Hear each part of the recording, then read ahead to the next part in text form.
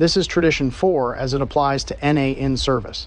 This section will contain the epilogue found at the end of the chapter. In service. It is critical for us to remember that although our groups are autonomous, our service bodies are not.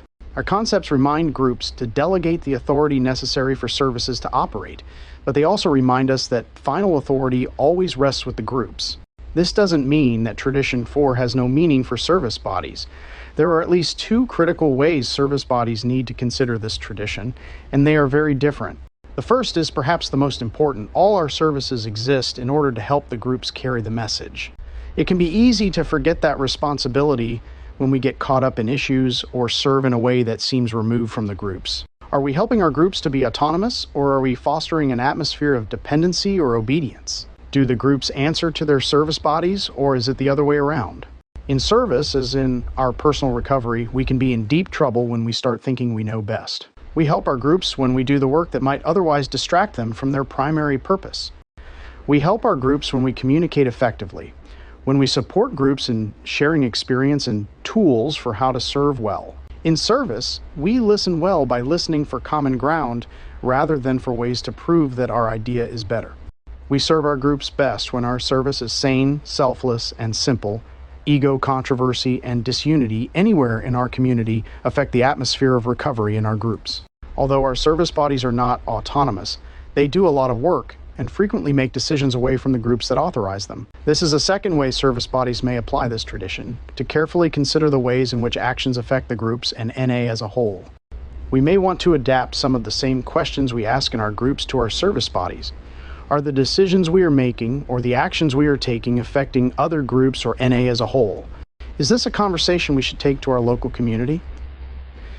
Concept 8 reminds us that our services depend on the integrity and effectiveness of our communications. And communication means more than simple reporting back and forth. Having open and frank discussions together as a community about the matters facing our service committees can help us avoid the controversy that often follows when we take action first and then seek guidance later.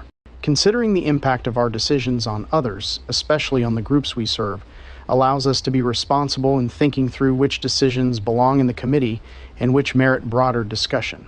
Service bodies that don't have a lot of direct involvement with the groups, such as public relations, convention committees, or local translations committees, may not always recognize the importance of open communication in building consensus beyond the limits of the committee. A decision to go forward with a bus poster campaign in one town led to meetings being overwhelmed and unprepared to handle so many newcomers. Another community coordinated newcomer workshops together with their outreach efforts and were able to support the groups rather than overwhelming them. Convention committee decisions to change prices or location may make perfect sense within the committee, but the decision can feel heavy-handed or exclusionary if not discussed more broadly with the community beforehand. In service bodies, Tradition 4 walks hand in hand with Tradition 1. How are actions supporting unity? How are we supporting the groups? And how might we do better at fostering unity and finding consensus? Tradition 4 asks us to look for the limits to what we should do on our own, and to consider carefully when enthusiasm starts to give way to self-will. Group autonomy has made it possible for the NA program to transcend countless language and cultural barriers to help addicts find recovery. Our service bodies may be afforded trust by the groups they serve, allowing them to be flexible and adapt to the needs of each community. But that trust is not the same as autonomy. Epilogue: autonomy. The ability to make decisions for ourselves is part of what we aspire to in recovery. Understanding what autonomy means when we are part of a larger fellowship can help us understand the relationships between our powerlessness and our responsibility, between our actions and the people around us, between our group and the fellowship we all share. Tradition 4 frees us from the need to regulate the behavior of others, even as it challenges us to look carefully at the consequences of our own. Our open membership policy described in Tradition 3 and the autonomy of our groups outlined in Tradition 4 create the conditions for us to practice Tradition 5, to carry the message to the addict who still suffers, in whatever way allows us to be honest, hopeful, and humble. Anonymity reminds us that in Narcotics Anonymous we are equals, sharing our experience, strength, and hope. We do not direct, enforce, or govern. Each of us carries the message in the way best suited to us, and together we create groups, services, community, and local customs with responsibility and creative freedom.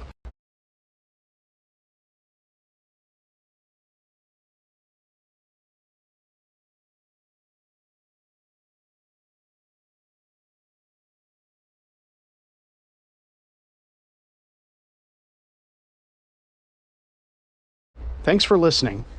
I hope this is helping you as you study the Narcotics Anonymous traditions.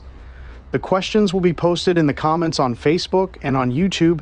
They should be in the description box below. Next is Tradition 5 for members.